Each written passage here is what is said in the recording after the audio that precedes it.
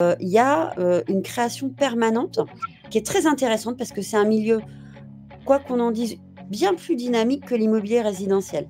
L'avantage quand on passe par une location saisonnière, et c'est aussi pour ça que moi j'aime bien alterner et notamment quand j'ai des sujets enfin des séjours un peu plus longs, c'est que si j'ai pas envie d'aller manger au resto le soir, je vais faire des courses et de cuisine. C'est-à-dire que je pense qu'un véritable bon entrepreneur, il doit avoir aussi des temps de réflexion. On veut du résultat, mais en allant trop vite, on fait beaucoup plus d'erreurs et qu'on doit corriger derrière. Parce que j'ai vraiment découvert quelque chose de, heu, moi ce que j'ai vu, au salon de la location courte durée, J'affiche complet, grande surprise, mais énorme satisfaction. Contente de voir que aussi, c'est une création d'un syndicat propre ou de fédérations propres et pas forcément celles qui sont existantes sur les autres immobiliers. Salut les conciergeries, on se retrouve aujourd'hui dans ce nouvel épisode du talk show Conciergerie de rêve. Comme d'habitude, on va recevoir aujourd'hui une invitée de marque, comme vous pouvez le voir dans tous les épisodes précédents également. Aujourd'hui, on va recevoir Julie Douarin qui nous fait l'honneur d'être présente sur ce talk. Donc Julie Douarin, c'est la première influenceuse immobilière au monde. Elle est suivie par près de 1 million de personnes, tous réseaux confondus. Elle est entrepreneuse, mentor, elle accompagne les porteurs de projets, les entrepreneurs pour se développer en immobilier, en business. Salut Julie, merci à toi d'être présent sur ce podcast. Bonjour Henrik, bonjour à vous toutes, à vous tous et ravie de participer à ce nouvel épisode de la conciergerie de rêve. Eh bien, écoute, on est ravis de te recevoir. C'est vraiment un honneur pour nous de te recevoir de par voilà, ton parcours. Je le disais, tu es quelqu'un de très suivi sur l'immobilier dans le monde entier. Donc, c'est super intéressant pour le taux, justement, d'aller aborder des sujets immobiliers avec toi. Évidemment, on va parler beaucoup de location courte durée. Hein, vous me connaissez tous sur la chaîne. Donc, on va échanger ensemble sur ça. Alors, avant de démarrer, j'aime bien déjà m'adresser avant de m'adresser à la businesswoman, mais plutôt déjà à la personne. Julie, comment est-ce que tu es arrivée dans le monde de l'immobilier? Qu'est-ce qui t'a poussé dans ce monde-là?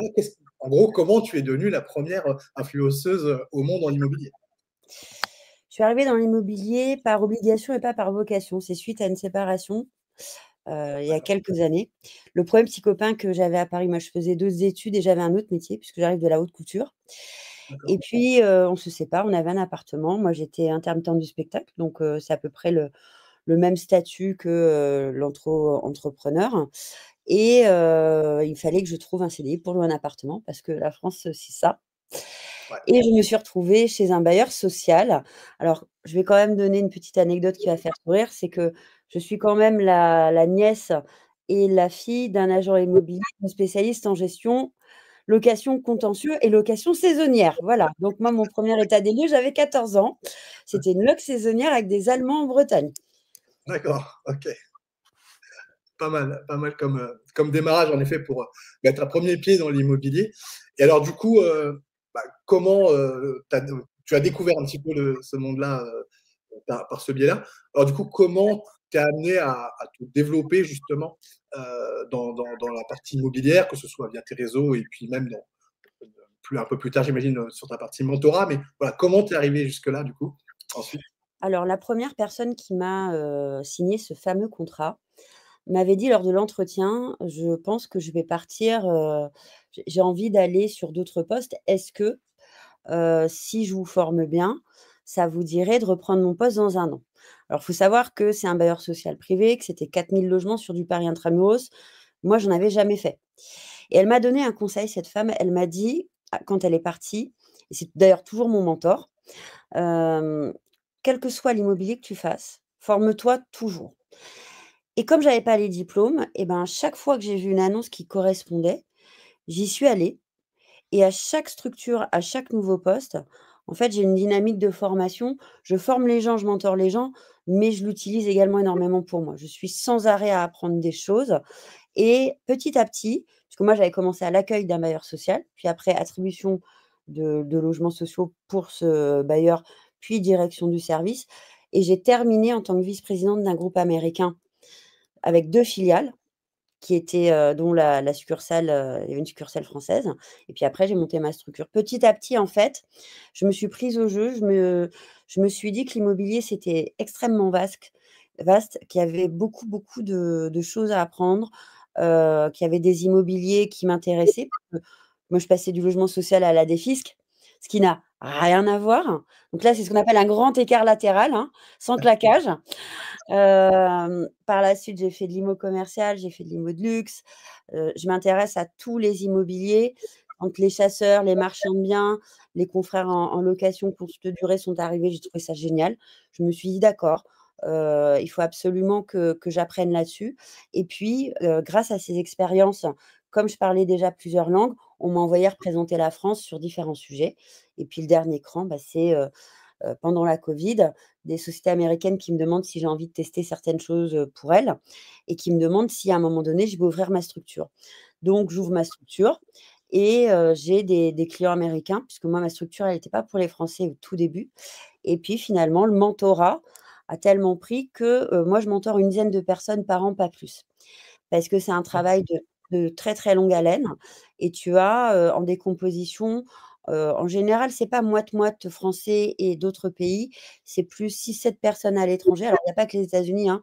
Là, actuellement, moi, je travaille sur un projet pour l'Afrique, le continent Afrique. Il y a eu, l'Asie. Je suis très ouverte sur différents sujets du moment qu'on apprend, on grandit, on structure et surtout on s'amuse. Oui, oui, oui, oui, c'est clair que, ouais, il faut toujours avoir, ce côté, passion et un peu prendre ça comme un jeu, quand tu dis de s'amuser. Moi, j'aime bien faire ce parallèle-là où je me dis que parfois les trucs qu'on mène, les projets qu'on mène, ben, voilà, les prendre un peu comme un jeu, comme si c'était un jeu, même si on peut être hyper sérieux, on est sur des sujets hyper sérieux, avec un impact sur nos vies et tout ça, hein, donc c'est pas neutre du tout.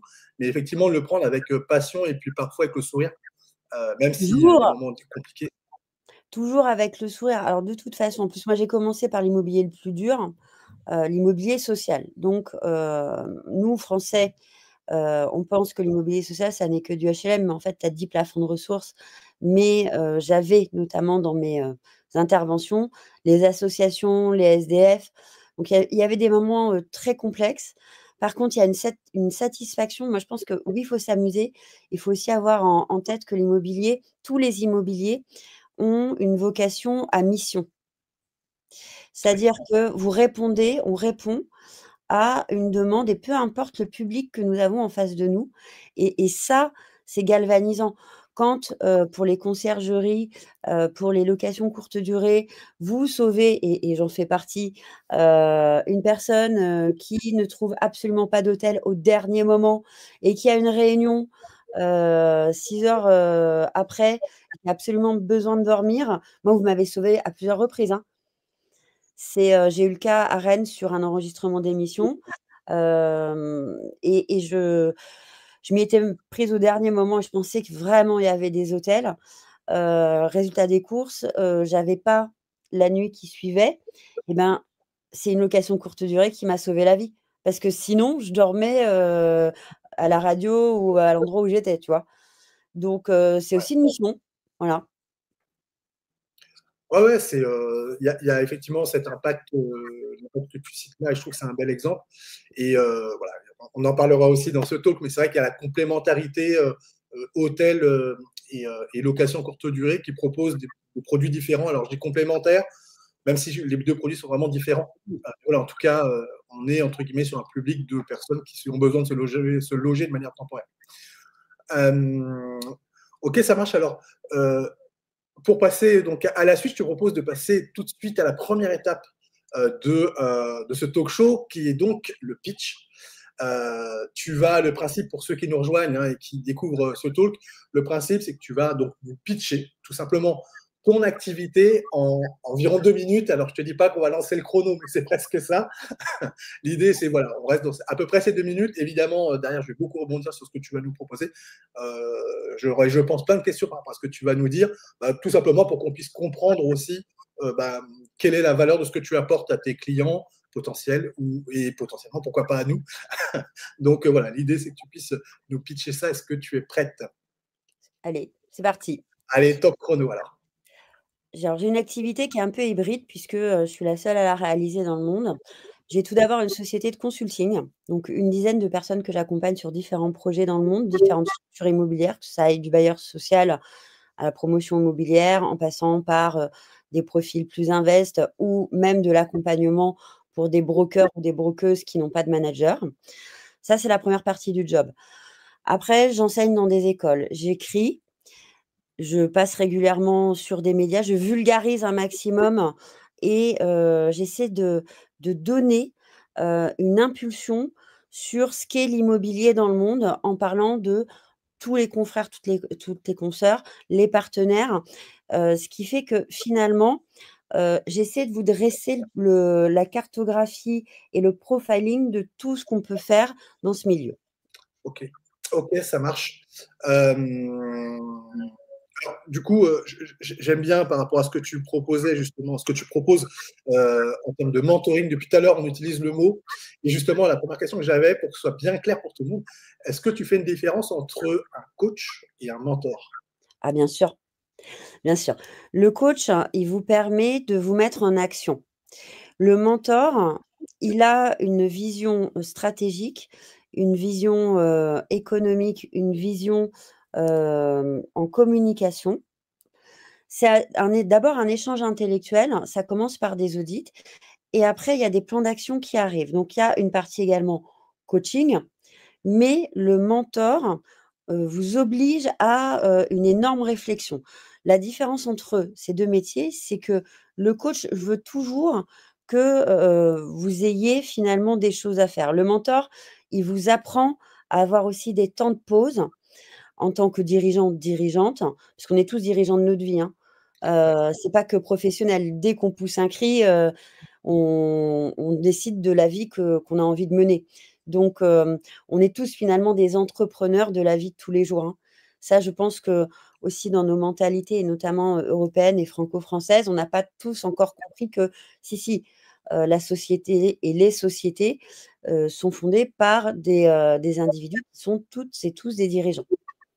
Et c'est vrai que le coaching a, je dirais pour être très claire, plus une dynamique pratico-pratique, alors que le mentoring a, une vision beaucoup plus long terme, beaucoup plus intellectuelle au démarrage et rajoutera l'action dans un second temps.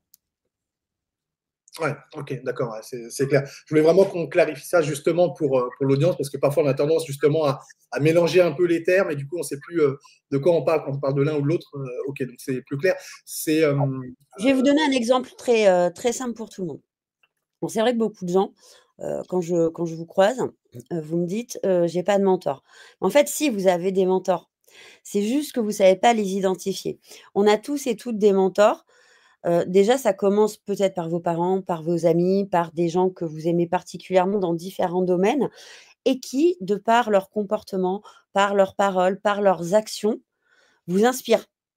Alors nous, c'est ce qu'on appelle l'influence, mais la problématique qu'on a, c'est que souvent quand on utilise les mots mentor et influence en France, c'est perçu comme quelque chose d'assez mauvais. Pourquoi? Parce qu'on a un adage qui dit en français: «Être sous mauvaise influence».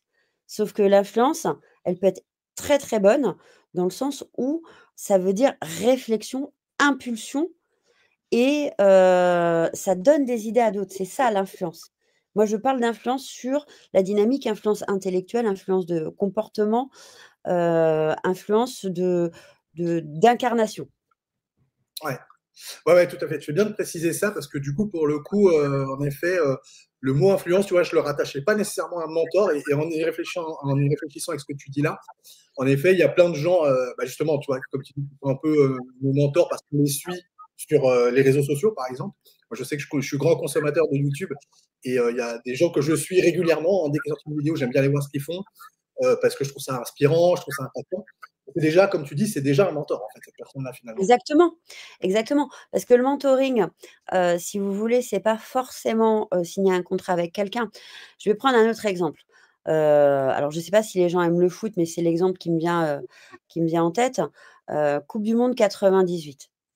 On a, Zinedine Zidane qui marque un but et qui fait une pub pour, une marque de bouteilles d'eau et dans cette pub, qui fait partie aussi pour beaucoup de mentors d'une référence, il dit: «C'est toujours les mêmes gestes, c'est toujours la même réflexion». Il a une chaussure, puis l'autre. Mais en fait, il est tellement, calme, tellement posé dans sa manière d'être et les actions suivent derrière que c'est devenu un mentor pour toute une génération. Et pourtant, tout le monde n'est pas en contrat avec Zidane. Oui. Ouais, c'est clair, c'est clair, c'est clair, c'est clair. Ouais, bel exemple, bel exemple.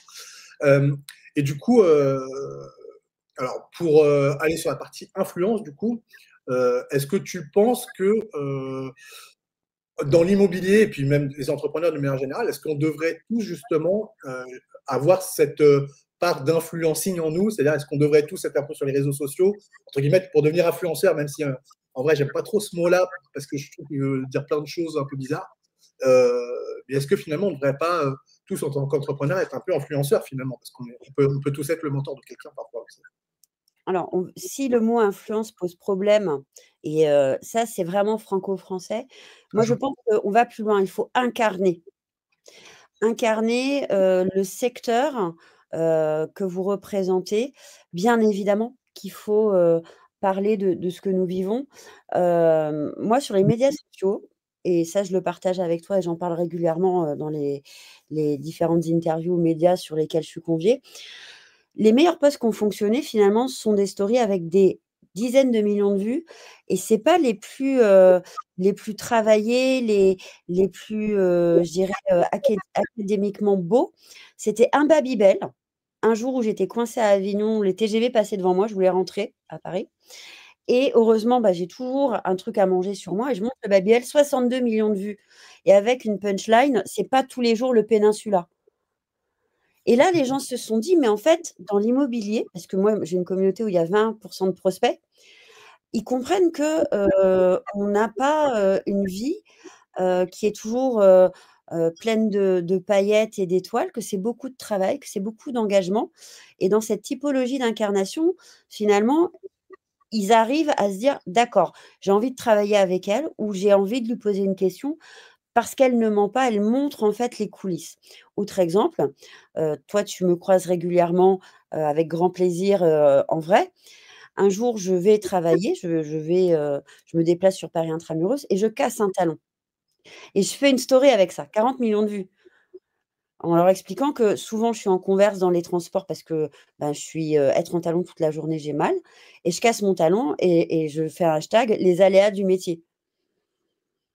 Et ça touche les gens de se dire, elle nous raconte quelque chose. Elle Ouais. partage, des informations très techniques. Elle nous éduque, sur ce qu'on peut faire, sur ce qu'on ne peut pas faire et elle est comme nous. Ouais, ouais, tout à fait. Tout à Et fait. Est-ce que bien sûr que vous justement devez sur parler. cette authenticité dont tu parles là, hem, justement, c'est vrai qu'on a tendance à, alors je pense plutôt peut-être, alors ça dépend des réseaux sociaux, certains sont plus portés là-dessus ou pas. C'est vrai qu'il y a on est beaucoup à penser que parfois sur Instagram, justement, on va nous montrer que les super moments, les beaux trucs, les beaux immeubles pour être dans l'immobilier, et il y a une réalité derrière, d'une vie qui est pas forcément, c'est pas facile tous les jours, quoi. En fait, c'est la vie normale. Et donc, toi, tu le montres avec authenticité sur tes réseaux sociaux et ça fonctionne. Euh, Est-ce que tu penses que c'est quelque chose voilà, qui se perd un peu ou est-ce que justement il y a un peu est-ce que ce formatage de se dire on doit montrer que des choses beaux, est-ce que tu penses que c'est quelque chose qui justement va bouffe de plus en plus sur Instagram? Est-ce que toi tu veux rester dans cette authenticité-là? Et je ferai le lien avec l'immobilier ensuite. Alors on a plusieurs typologies de communication. Donc, au début, ce qui se passe souvent, c'est que, et ça aussi c'est franco-français, on nous a pas appris à avoir confiance en nous et à être de bons communicants et de bonnes communicantes. Ça date de l'école maternelle. Donc on va dédramatiser. Vous allez dans des écoles, où, qui sont anglo-saxonnes ou autres, les enfants sont beaucoup plus à l'aise dès le plus jeune âge pour s'exprimer et pour exprimer une idée et pour porter un projet. Là-dessus, sur les médias sociaux, quand nous, on a commencé à travailler dessus, on était encore les derniers comme d'habitude, mais par manque de confiance en nous. Alors qu'on a des choses à raconter, hein. Donc quand on était 30 000 sur, 300 000, de tout le secteur à communiquer sur tous les médias sociaux confondus, VS ne serait-ce qu'1 million 2 que de brokers américains. Eux, ils arrivent, dès leur première matinée, il y a un compte Facebook, un compte Insta, un compte LinkedIn et ils communiquent pleine balle. Après, c'est des très bons communicants, mais là aussi, moi, je mettrais un bémol. Il y a des choses qu'ils racontent que, on ne me voit pas raconter. Mais à côté de ça, vous avez tous et toutes appris, puisqu'il y a eu des formations qui en ont découlé, à avoir une communication, je dirais, une incarnation très académique.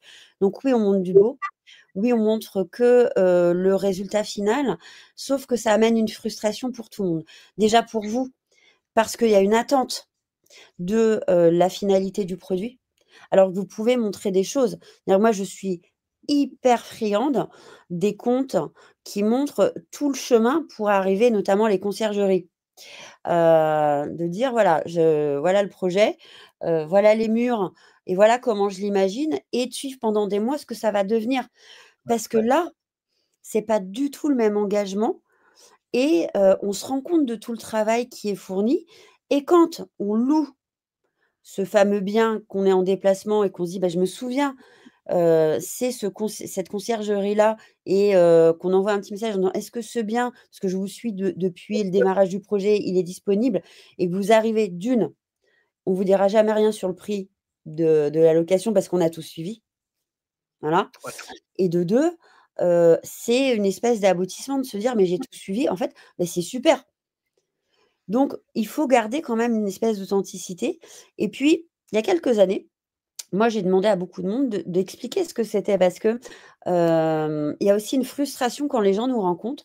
Ils nous imaginent, en vivant dans des palais, en vivant dans des super endroits, des beaux sacs de marque, des machins. Moi, je croise régulièrement les gens qui ne sont absolument pas déçus. Parce qu'ils peuvent me voir hyper pimpée, comme ils peuvent me voir avec, un chignon, un hoodie, pas maquillée et en basket. Parce que c'est aussi ça ma vie. Ouais. Je ne sors pas avec du rouge à lèvres de mon lit. Ça n'existe pas. Voilà, il y a des matins où, comme pour tout le monde, il y a que des sujets alors nous on appelle ça, problème en français. Moi je trouve que le mot déjà a un impact, qui amène à une réflexion un peu négative, mais en tout cas, vous vous levez, vous avez, 10 lignes, à traiter rapidement et ça, le grand public le sait pas.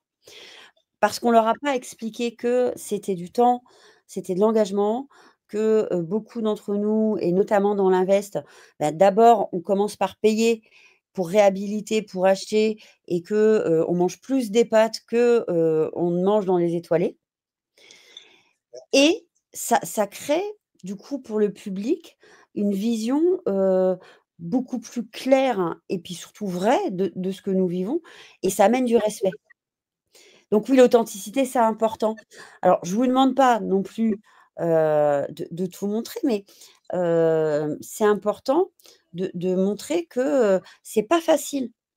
C'est pas, on ne devient pas, propriétaire d'une conciergerie comme ça. Hem, on a des refus bancaires.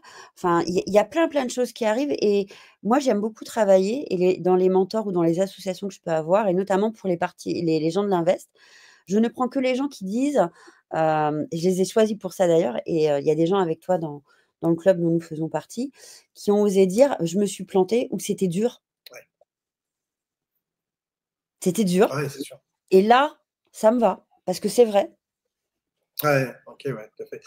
Bon, et du coup, voilà, je vais devoir reprendre, les vlogs, dans le cadre de cette chaîne YouTube Oui, et d'ailleurs. mais Donc, c'est passionnant de vous voir faire ça. beh, écoute, ouais, c'est j'avais commencé à une époque à faire quelques vlogs pour ceux qui me suivent depuis le tout début. Vous savez que, il y a des vlogs que je faisais avant sur YouTube. Bah, c'est peut-être une occasion justement, de se reposer la question de reprendre ce type de vidéo. On va voir si ça peut plaire à l'audience. Donc vous nous direz justement, hein, dans les commentaires, n'hésitez pas à nous dire justement, hein, si vous avez des remarques par rapport à ce qu'on échange avec Julie. Voilà, n'hésitez pas à nous dire en commentaire si c'est des choses qui peuvent vous intéresser. Évidemment, on vous répondra avec grand plaisir. Pour relier justement influence, immobilier, entrepreneuriat, moi je dis toujours, je vais reculer un tout petit peu par rapport à ce qu'on vient de se dire. Je dis toujours que, tu l'as dit, on est un peu en retard en France souvent. Euh, des fois, pour nous en tant que Français, quand on veut voyager dans le temps, on va aux États-Unis, qui eux ont un certain nombre d'années d'avance en fonction des sujets. Euh, Toi, du coup, qui vis un petit peu dans ces deux mondes-là, quelle différence fondamentale tu dirais qu'il y a entre l'immobilier aux États-Unis et l'immobilier en France? Est-ce que tu verrais une grande différence que tu voudrais nous partager pour nous inspirer probablement? Bah, c'est très simple, hein. Il y a 64 ans de retard. C'est-à-dire que les États-Unis ont travaillé le produit, immobilier dès 1906. Ils ont réglementé, ils ont ouvert, ils ont pensé à tous les statuts. Ils sont extrêmement, agiles. Quand nous, on réglemente en France en 1970 et on réglemente un immobilier. Et pour, intégrer les nouveaux immobiliers et qui pourtant font pratiquement partie de l'histoire depuis le début. C'est juste qu'on n'a pas voulu dire: «Il existe une multitude d'immobiliers, une multitude de propositions». On a perdu beaucoup, beaucoup de temps. Alors on est dans ton talk qui touche à la conciergerie. Moi je suis désolée, ça fait, presque 30 ans que, et même avant, c'était déjà possible de passer par une conciergerie aux États-Unis et ça n'a posé de problème à personne. Bien avant que les mastodontes et on vous avez la marque en tête, mais si je la cite, va falloir que j'en cite 2 autres pour, qu'on n'ait pas de problème avec l'Arcom. Mais toujours est-il que, je trouve que les Américains ont cette agilité et l'agilité, elle vient du fait que, c'est, dans leur intellect, on parle business, donc faut tenter pour voir si ça marche. Nous, en France, on réglemente avant de tenter. Donc on perd à chaque fois une dizaine d'années. Alors je pense qu'il Ouais, faut aussi qu'on arrive à trouver un juste équilibre, mais quand je vous disais 1906, c'est la création de l'immobilier moderne pour le monde entier aux États-Unis. C'est parti d'une marque immobilière américaine, après un drame à San Francisco, mais derrière, le NRT, qui est le plus gros syndicat au monde immobilier et qui est d'ailleurs le seul à être capable de nous sortir des chiffres et des stats mondiaux, hein. Ils sont pas que sur les États-Unis. Vous demandez à d'autres syndicats dans d'autres pays, ils savent pas le faire. Ça a été réglementé l'année qui a suivi. Donc agilité, c'est on fait, on tout de suite on pose le cadre et go.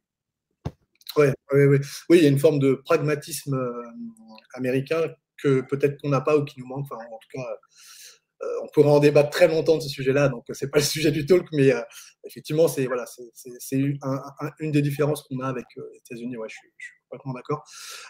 Du coup, pour revenir un peu en France et je dirais plus sur la partie location courte durée. Alors, la location courte durée, c'est un vecteur qui est beaucoup utilisé, en tout cas, voilà, qui plaît beaucoup en France, il me semble. Comment tu pourras nous confirmer ça? Euh, Certains disent que c'est un marché qui est saturé. Alors, qu'est-ce que tu en penses justement? Qu'est-ce que tu répondrais à ceux qui pensent ça? Alors 2 réponses. Oui, les Français ont une appétence et pas que les Français, hein, comme nous sommes un pays de tourisme, c'est évident que, tourisme et également, travailleurs, mobiles, ça a répondu à, une demande très forte parce qu'il y avait des zones où on avait des difficultés, à trouver un logement ou, un endroit finalement où on avait envie de se poser. Donc oui, là-dessus, c'est évident que, il y a un gros, gros marché. Après saturé, moi je suis pas persuadée, dans le sens où, l'immobilier, il y a, une lecture à faire de la manière dont ça fonctionne. C'est-à-dire qu'il y a des taux de rotation, il y a des propositions de valeur qui changent. Rappelez-vous, vous, si vous avez commencé la conciergerie il y a 10 ans, il y a 15 ans, il y a 20 ans, il y avait des demandes, il y avait des prérequis qui ne sont pas du tout les mêmes aujourd'hui, des attentes des clients. Donc, il y a, une création permanente qui est très intéressante parce que c'est un milieu, quoi qu'on en dise, bien plus dynamique que l'immobilier résidentiel. Moi, j'ai pu assister et c'est là que nous sommes croisés la première fois, à un salon qui avait lieu à Paris, sur lequel je remplaçais quelqu'un pour une remise de prix. J'ai été bluffée par ce que j'ai vu dans ce salon. Je devais rester 1 heure, j'y suis restée toute la journée, tellement j'hallucinais sur ce que je découvrais et je suis sortie de cet endroit en me disant: «Mais ils ont tout compris». Parce que ce soit sur la partie, expérience client, sur la partie, stratégique, sur la partie, hem, progression, sur la partie média, sur la partie syndicat, on voit bien que ça va très, très vite et que finalement, mais je pense aussi, avoir ma réponse sur le sujet, c'est beaucoup plus tonique parce que pas que je me fâche non plus avec le reste de la famille, vous avez bien compris, tonique que ce que je peux voir, dans d'autres salons sur d'autres immobiliers. Alors pourquoi ça fonctionne comme ça? C'est parce que vous êtes ouvert sur le monde. On revient à la notion de tourisme. Les locations courte durée, c'est de l'immobilier et du tourisme. Oui, Donc, majoritairement, moi, très contente de voir que, oui, beaucoup de gens venaient quand même de l'immobilier, avaient une carte de gestion avant et ont décidé de sortir des agences immobilières, donc il y a de la compétence. Ils sont sur des zones qui plaisent, donc ils parlent plusieurs langues. Ils vont à des salons internationaux et ils ont aussi cette dynamique touristique et qui vient de l'hôtellerie. Donc, c'est beaucoup plus dynamique et saturé, je pense pas parce que vous vous renouvelez beaucoup plus rapidement que dans les autres types d'IMO. ouais, d'accord. Et c'est vrai que, alors il y a ce dynamisme. En France, le métier aussi, en tout cas, je vais parler de la conciergerie pour le coup, qui est un métier quand même récent, assez jeune. Et je pense qu'aussi cette jeunesse, bah, du coup, fait ce dynamisme en fait. Puis il y a plein de choses qui sont en page blanche. Et donc du coup, bah, il y a tout à construire. Donc ça, justement, ça permet des nouveaux acteurs d'entrer sur des créneaux qui n'étaient pas pris tout simplement. Effectivement, de participer à tous ces salons sur la location saisonnière ou la location courte durée de manière hyper générale, je trouve ça hyper nourrissant. Ça nous permet vraiment de découvrir justement tout ce monde et tout le dynamisme qu'il y a là-dedans. Et effectivement, moi, je suis à chaque fois bluffé par ce qu'on rencontre, par les propositions qui sont faites dans ces salons. Et à chaque fois, c'est des choses qu'on met en place dans notre conciergerie. Et moi, en tout cas, dans la mienne, je mets en place pas mal de choses de ce que j'ai vu. Euh, Parce que c'est dans le mille, quoi, tout simplement. Ce qui est proposé, c'est dans le mille. Donc voilà, c'est des choses qu'on met en place. Et d'ailleurs, on en a déjà parlé dans différents épisodes pour ceux qui nous ont retrouvés, qui nous retrouveront dans les autres vidéos. Vous verrez, il y a pas mal de solutions qui viennent aussi de ces rendez-vous-là, que je mets moi-même en place dans ma conciergerie. Et donc, je ferai peut-être du vlog par rapport à ces solutions, justement, qu'on a mis en place. Ça pourrait être intéressant pour vous permettre de voir un peu ce que c'est et ce que ça donne, quoi, concrètement. Et alors du coup, ok, alors, on est plus dynamique, plus tonique, on est capable de se renouveler, effectivement, tu l'as dit. Est-ce que toi, dans tes mentorés, est-ce que tu leur proposes systématiquement de faire de la location courte durée? C'est quoi un petit peu ton modèle d'accompagnement? Est-ce que tu proposes systématiquement cette thématique? Alors, il y a, toute une partie du mentorat qui est aussi une partie de formation et moi, je leur présente l'écosystème au global, dont vous faites partie. D'expliquer, voilà, aujourd'hui, ton projet, c'est ça.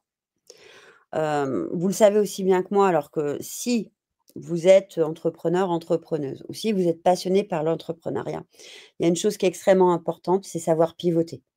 C'est-à-dire, on part avec un projet en tête, en se disant: «Je veux faire que ça» et puis un jour, vous réalisez peut-être que ça vous correspond pas ou qu'on doit diversifier et le fait de faire comme ça, d'expliquer tout ce qui est possible, certains d'entre eux n'avaient pas en tête que, la location courte durée, la conciergerie, finalement était aussi une possibilité à rajouter. Dans mes mentorés, moi j'ai une personne qui fait de la conciergerie et tu le sais puisque tu l'as rencontré, tu le connais bien, et il est pas venu me voir pour cette partie-là, mais on la travaille également et c'est vrai que ça apporte sur l'autre partie de son activité, une vision qui est très, très intéressante parce que, tout ce qui est location courte durée et conciergerie, il y a une chose sur laquelle l'immobilier s'est loupé en France et qui vient et qui peut être perfectible grâce à vous, c'est l'expérience client. Moi, j'hallucine de voir combien l'expérience client est au cœur de vos propositions de valeur quand nous, sur l'immobilier alors je dis «nous» parce que j'ai commencé quand même par l'immobilier, dur pur et dur, hein, mais je dis aussi «nous» au global, hem, on part du produit vers le client. C'est ce qui n'est pas bien. On doit partir vers du client vers le produit et c'est ce qu'apportent les conciergeries et la location courte durée. Donc moi, j'arrête pas de dire depuis quelques mois et notamment depuis le salon: «Attention, on s'est trompé». Faut détricoter et faut s'inspirer de ce qu'ils font. Parce que comme vous aviez les avis certifiés d'entrée de jeu et que c'est finalement des prestations souvent beaucoup plus courtes, vous n'avez pas le droit à l'erreur. Oui, ouais, Donc complètement. on s'inspire de vous actuellement, sachez-le. Moi, j'en parle quand même. J'ai vu ça au salon, je te côtoie régulièrement, je côtoie d'autres, dirigeants et dirigeantes de conciergerie et propriétaires, dirigeants d'un patrimoine en location courte durée. Je regarde énormément ce que vous faites parce que, je pense que, on a à apprendre sur cette partie-là de vous. Oui, oui, tout à fait. C'est vrai que je te rejoins complètement sur le fait qu'on met toujours l'expérience client et le client de manière générale au centre de nos préoccupations. Il y a cet aspect, comme tu dis, un peu one shot où on n'a pas le droit de se tromper, on n'a qu'une seule chance. Et donc, ouais, on est un peu obligé d'avoir cette approche client. Elle est un peu naturelle parce que c'est un peu le métier qui le veut. Et je pense aussi, on s'inspire beaucoup du monde hôtelier pour ça, justement. Ouais. Qui justement, le monde hôtelier est beaucoup plus expérimenté que nous pour le coup, ça existe depuis bien plus longtemps, et justement on s'inspire énormément de leurs pratiques pour nous aussi les mettre en place. Alors il y a l'expérience client, il y a des choses beaucoup plus entre guillemets terrain liées à la logistique, au revenu management, enfin voilà, tout ça ce sont des trucs qu'on a un peu qui viennent de l'hôtellerie, hein, très clairement, et on l'adapte, effectivement, ça a été adapté dans nos métiers. Euh, et ça a été adapté aussi avec une certaine rapidité. On parlait tout à l'heure de dynamisme. Euh, mais voilà, encore une fois, quand il y a une page blanche, c'est toujours un peu un bon terrain de jeu pour créer de nouvelles choses, quoi. Oui, puis c'est bénéfique aussi pour l'hôtellerie parce que, ils s'endormaient. Donc le fait de vous voir arriver, vous avez créé en commun de nouveaux standards et vous continuez à le faire parce que comme vous vous challengez, c'est super intéressant quand on est client et cliente de se dire moi je me souviens des hôtels il y a quelques années quand j'allais en déplacement, aujourd'hui je vais à l'hôtel, ils se sont clairement inspirés de ce qu'ils ont vu, dans certaines locations saisonnières gérées par des conciergeries, clairement, hein. Ouais. Donc Oui, ça oui, c'est chouette en tant que cliente. ouais, ouais, c'est sûr, c'est sûr. Et du coup, ça permet de donner. C'est là, je trouve, où la concurrence, c'est pas un gros mot, moi, quand je le dis, la concurrence, elle est saine, enfin, elle est bonne, parce que justement, ça permet, pour vue du client, de lui proposer bah, du coup de nouvelles solutions. Et puis pour notre écosystème de professionnels, bah, ça nous challenge, ça nous oblige à se dépasser, à innover, à créer de nouvelles choses, à changer de positionnement, changer la communication. Enfin bref, je trouve que c'est quelque chose d'hyper sain. Et en effet, bah, ce podcast est aussi là pour ça, hein, créer des ponts justement entre nos métiers de conciergerie, d'hôtelier, d'agents immobiliers qui font de la location saisonnière. Je veux vraiment que ce talk serve à ça et je suis content d'entendre et qu'effectivement que tu acquiesces en tout cas cette partie-là. C'est vraiment aussi l'objectif de ce talk qui est, voilà, j'espère que chacun des mondes va pouvoir s'inspirer de l'un de l'autre pour pouvoir avancer, proposer de nouvelles choses et puis satisfaire nos clients au final, parce que sans eux, on ne vivrait pas. Hein, donc, il Et c'est ne faut ça, jamais oublier ça. c'est ça, la concurrence, c'est une chose saine. Il faut vraiment qu'on l'enregistre aussi intellectuellement. Je te le disais en préparant le talk, moi, ça m'arrive d'avoir quand même des semaines, des fois, où je suis beaucoup en déplacement. Heu, les hôtels, en général, c'est max 1 à 2 nuits. Par contre, si je me déplace plus longtemps, automatiquement, puisque je veux retrouver un esprit cocon, je vais vers de la location courte durée. Ouais. Parce que c'est Oui. pas du tout la même attente. Par contre, tu vois, là, j'arrive d'un déplacement, la semaine dernière.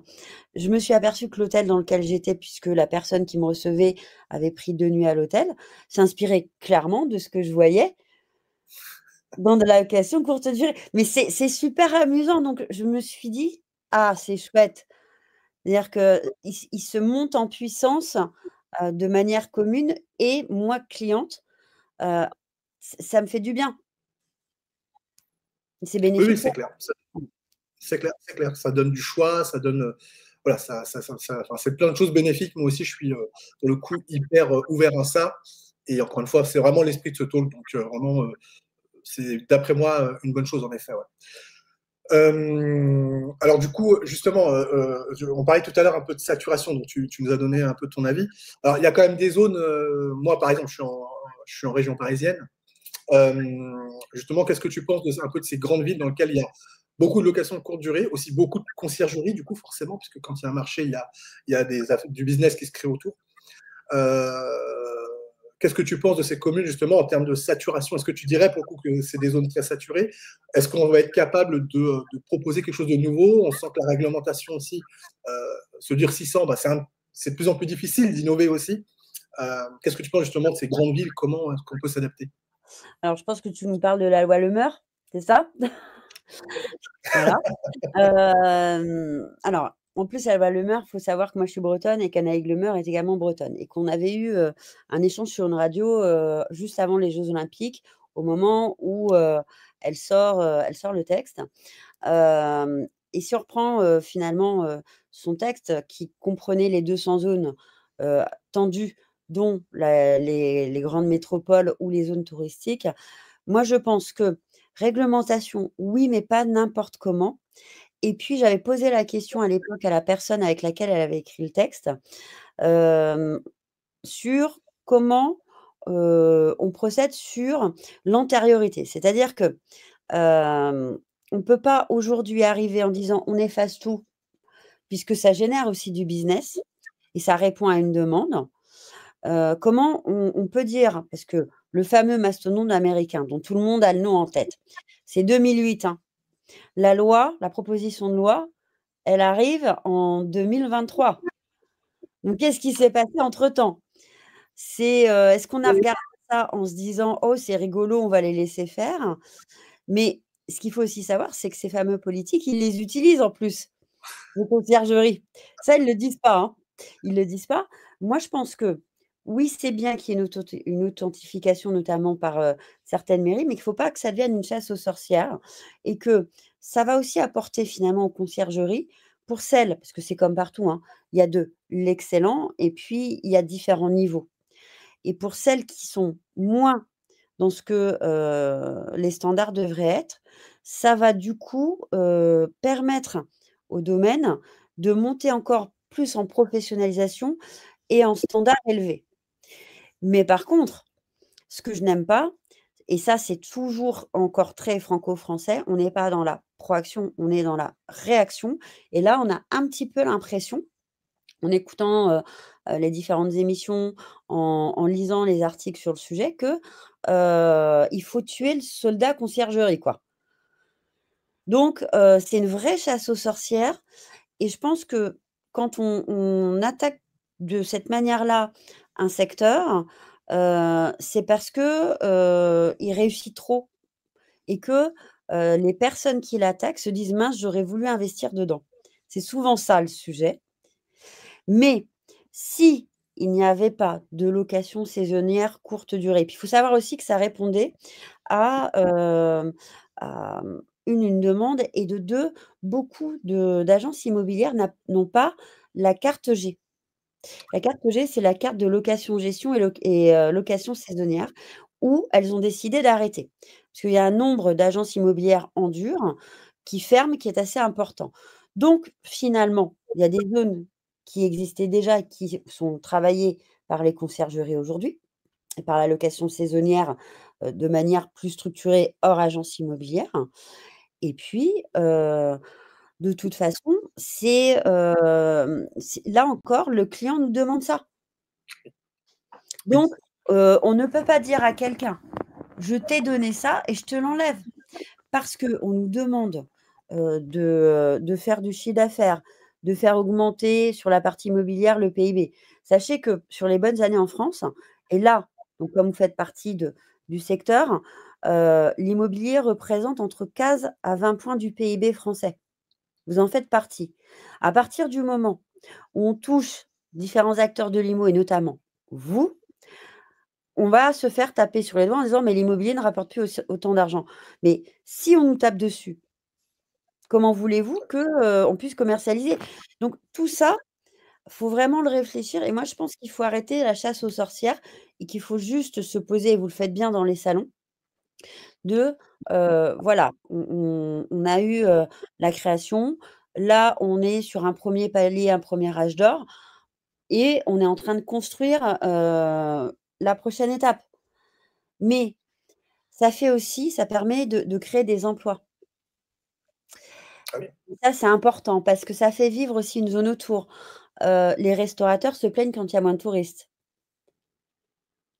Les commerces de proximité se plaignent parce que tout le monde, l'avantage quand on passe par une location saisonnière, et c'est aussi pour ça que moi j'aime bien alterner, et notamment quand j'ai des sujets, enfin des séjours un peu plus longs, c'est que si j'ai pas envie d'aller manger au resto le soir, je vais faire des courses et je cuisine. Mais ça fait marcher les épiceries, ou en tout cas les petits supermarchés du coin. Ça fait Ouais. marcher, également les transports. Enfin, c'est plein, plein de choses. Ça n'est pas qu'un lit à un endroit pour y passer une nuitée. Oui, oui, tout à fait, tout à fait. L'impact de la location courte durée sur une zone géographique donnée, en fait, je trouve qu'il est énorme, en fait, et on le néglige, ou en tout cas, c'est pas un truc qui est. Alors après, je vais pas faire de politique parce que je suis assez mauvais là-dedans, mais voilà, économiquement, c'est hyper intéressant. Sur la durabilité des territoires, moi j'aime bien parler de ça aussi, même si c'est pas le sujet d'aujourd'hui, mais en tout cas, je trouve que la location courte durée permet aussi de répartir sur un territoire la masse de touristes et tout ça, ce qui permet d'éviter de concentrer sur une seule et même zone un max de personnes. Donc, bref, la location courte durée permet de développer la ruralité, enfin de développer voilà, du tourisme dans la ruralité à des endroits où avant on n'irait pas, quoi. C'est-à-dire, il y avait pas de location courte durée, il y avait que des hôtels, et c'est des zones où il n'y avait pas d'hôtel, tout simplement, quoi. Donc Oui, on n'y est pas.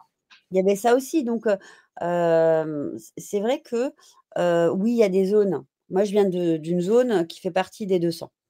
Je suis originaire de Bretagne et du littoral. Mais nous, par contre, alors c'est pas Saint-Malo, hein, c'est après, on fait attention au juste équilibre, mais il est hors de question pour les mairies de ces villes qui sont, sur le littoral, d'arrêter la location courte durée, parce qu'elles vivent du tourisme. Ah, complètement. Voilà. Complètement. Donc, c'est clair que voilà, tu as raison de dire ça, et je pense qu'il faut dédramatiser euh, Oui, cette partie, euh, cette partie où oui, il y a de la réglementation, ok, mais de toute façon, ça restera aussi à la main des communes. Donc, certaines communes vont faire des choix. ouais. Euh, voilà, et ça sera, on sait que ça risque d'être les grandes villes ou des zones à forte composante touristique ou saisonnière plutôt même, je dirais. Mais n'empêche qu'il y a aussi tout le reste. Donc, il y a, je sais plus, 35 000 communes en France, un truc comme ça. Ça ne sera pas 35 000 communes qui seront interdites de location courte durée, quoi. Donc, Non, non, et puis je pense que c'est comme tous les textes qu'on applique à l'immobilier, ou en tout cas qu'on imagine pour nous, acteurs et actrices de l'immobilier. Il y a une première vague, donc ils sortent le texte dans dans le côté très dur, et puis quand ils vont s'apercevoir que ça génère moins d'argent, ils feront une seconde version, si ce n'est une troisième version. C'est aussi ça, hein, les textes, les textes et les décrets juridiques qui nous sont appliqués. On l'a vu dans les DPE, hein, cette année, ouais, heu, en l'espace de 3 semaines, allez hop, on enlève tant de logements, et puis 3 semaines après, hop, hop, hop, ça enlève tant de chiffre d'affaires, on revient dessus. Donc on dédramatise, et oui, ça oui, fait pareil sur la location saisonnière, c'est évident, courte durée. ouais, tout à fait, tout à fait. Euh, pour revenir un petit peu sur ce que tu proposes à tes mentorés, donc, est-ce que tu leur proposes, tu as un petit peu répondu tout à l'heure, mais est-ce que tu leur proposes de créer une conciergerie eux-mêmes? Si oui, c'est quoi un petit peu, toi, comment tu les orientes là-dessus? C'est quoi un petit peu les critères ou les points d'attention que tu leur donnes par rapport à ça? Alors moi, ça m'est jamais arrivé d'avoir un profil, en création de conciergerie. Donc pour ceux que j'ai eus qui étaient sur ce domaine-là, ils avaient déjà créé le sujet. C'est juste, ils rajoutaient ou ils ajoutaient un autre sujet, et il fallait pas que ce soit au détriment des conciergeries existantes. Mmh, bien sûr. Donc là-dessus, je vais pas te répondre sur quelque chose que je n'ai pas fait, parce que ça aussi, être mentor, c'est être responsable. C'est-à-dire que moi, j'ai découvert beaucoup de choses grâce à ces mentorés qui font de la conciergerie, et en étant cliente moi-même de, location courte durée de conciergerie, j'ai une vision qui est, très tournée client, et derrière, dans les mentorés, et si vous écoutez, ce podcast, ou si vous regardez sur la chaîne YouTube, c'est vrai que moi, c'est un sujet que j'aimerais bien aborder aussi depuis le début avec quelqu'un, parce que, j'arrive toujours, ça existe déjà. Ouais. Mais c'est des gens qui pivotent aussi sur une seconde activité immobilière. Et moi, je le travaille dans ce sens-là jusqu'à présent. Mais peut-être qu'un jour, si c'est le cas, je reviendrai t'en parler. Mais j'aimerais bien, ouais. Ça, c'est un sujet qui m'intéresse aussi. Ouais, tout à fait. C'est vrai que, bon, vous le savez, pour ceux qui me suivent, hein, moi, je propose de l'accompagnement justement en one-to-one, comme ça, pour ceux qui veulent créer leur conciergerie, vraiment la démarrer de zéro. Et donc, pour ça, bon, je vous inviterai à cliquer sur le lien qui est sous la vidéo. Donc, ça, je vous laisserai faire pour ceux qui ça intéresse. Mais oui, en effet, il y a, euh, il y a aussi un truc un peu grisant de lancer, de démarrer quelque chose. Et puis, je pense que il y a des zones où il n'y a pas encore assez de conciergerie. Tu vois, on parlait de saturation tout à l'heure, mais il y a des zones où conciergerie. Et donc, il y a des endroits où il y a vraiment du marché à prendre et il y a des choses à faire, quoi. Donc, si vous êtes dans ces zones, on les identifie ensemble dans mes accompagnements. Mais voilà, c'est des endroits super grisants à démarrer. C'est vraiment, ouais, c'est démarrer un projet, lancer un projet, faire en sorte que ça marche. Et puis après, évidemment, la deuxième étape, c'est aussi d'être capable de la développer à fond. Euh, mais voilà, en tout cas, sur la partie de démarrage, c'est vrai que c'est super intéressant. Et ben, écoute, avec plaisir, en tout cas, si jamais tu fais ça avec quelqu'un, d'échanger, je pense que ça sera super intéressant. Bah, de toute façon, là, je prends un Euh, travail avec quelqu'un qui sait le faire. Donc, typiquement, toi, tu sais le faire. Il faut aussi savoir en tant que mentor quels sont les domaines d'activité qu'on maîtrise bien et savoir dire ça, je ne sais pas le faire et je t'oriente vers quelqu'un d'autre. ouais, Parce qu'être trop gourmand, oui, on peut avoir une vraie bonne culture générale. Oui, c'est du lancement d'entreprise, donc ça, je sais faire. Mais il y a quand même des prérequis que je n'ai pas, hein. ouais, oui, oui, tout à fait. Tout à fait. Pour rester sur la conciergerie, alors peut-être ta position en tant que cliente, peut-être plutôt, d'après toi, c'est quoi un peu les erreurs que tu as pu voir que peuvent faire les conciergeries? Alors, de ta vision client, du coup, vue de l'extérieur, du coup, c'est quoi, d'après toi, un petit peu les erreurs que tu as pu voir, deux ou trois erreurs que tu as pu voir, qui t'ont marqué, ou des anecdotes qui t'ont un peu marqué par rapport à ça? Est-ce que tu as des choses à nous partager? Alors, moi, je t'avoue que, à part 1 ou 2 fois où, j'ai eu des difficultés, notamment quand j'arrivais à voir la personne, allez, peut-être sur une centaine d'expériences, mine de rien, j'ai trouvé que, moi, j'aime bien quand on m'accueille, je le dis. Je t'évoquais, et je vous évoquais tout à l'heure l'épisode rennais puisque j'allais enregistrer pour Ouest France. J'ai eu une personne qui travaillait à la conciergerie. Je l'ai eu 3-4 fois. Hem, j'arrivais pas à voir l'endroit où elle avait déposé la clé et tout s'est fait par téléphone. C'est juste le côté un peu regrettable. Mais vraiment, c'est si je pousse à fond parce que je suis plutôt autonome. À côté de ça, je trouve que de manière générale, dans les échanges, qu'ils soient par mail, qu'ils soient, par téléphone, qu'ils soient au niveau de l'accueil, c'est beaucoup plus poussé que ce que je peux voir dans une certaine typologie d'hôtel. Donc on est déjà presque à quelque chose de parfait. Mais oui, si je devais revenir, te donner une réponse, moi je pense que c'est l'accueil. Mais parce que j'aime rencontrer la personne qui est en charge de ça. Mais je sais aussi, parce que je vous côtoie, que quand vous avez à gérer, je sais pas combien de centaines de lots, vous pouvez pas avoir quelqu'un qui accueille tout le monde. Ça, c'est pas possible. S'il y a, 100 personnes qui arrivent au même moment, je pense pas, et ça, c'est comme pour tout le monde, que vous ayez le don d'ubiquité, tu vois? Ouais, c'est ça. C'est vrai que bah, la conciergerie, ça reste une activité de volume, hein, quoi qu'on fasse. Après, on peut avoir des positionnements un peu spécifiques, mais ça reste une activité de volume.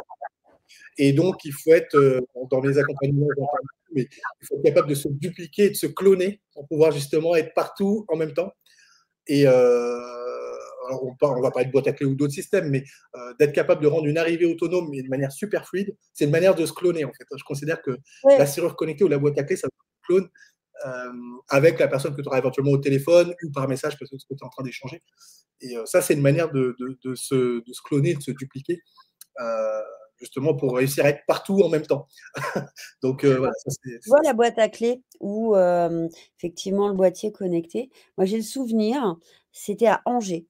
Donc, c'était, un immeuble complet qui avait été, structuré de cette manière-là sur la location courte durée. Certes, j'avais pas eu d'échange téléphonique ou physique avec la personne qui était propriétaire de cette conciergerie. Par contre, dès que j'ai ouvert l'appartement, j'ai trouvé j'ai trouvé ça hyper bien en termes de cliente, un gentil petit mot qui avait été, bien marketé. Donc du coup, j'ai oublié que j'avais pas eu quelqu'un en face de moi. C'est-à-dire le point de les détails comptent et je me suis sentie alors, c'est quelqu'un a priori qui met le nom de l'invité, mais c'était vraiment, là pour la peine l'expérience client elle commençait pour moi Oui, oui, oui. et pourtant je l'ai jamais vu. Oui, oui, tout à fait, tout à fait. Alors c'est vrai que de laisser le petit message d'accueil, c'est quelque chose qu'on recommande beaucoup. C'est pas toujours facile à mettre en œuvre, mais en tout cas, c'est quelque chose qu'on recommande beaucoup, parce qu'on dit toujours que, l'accueil, du fait qu'il soit un petit peu autonomisé, hein, je sais pas si ça se Ouais, dit, ouais, mais ouais, ouais, du ouais, fait qu'il ouais. soit autonomisé,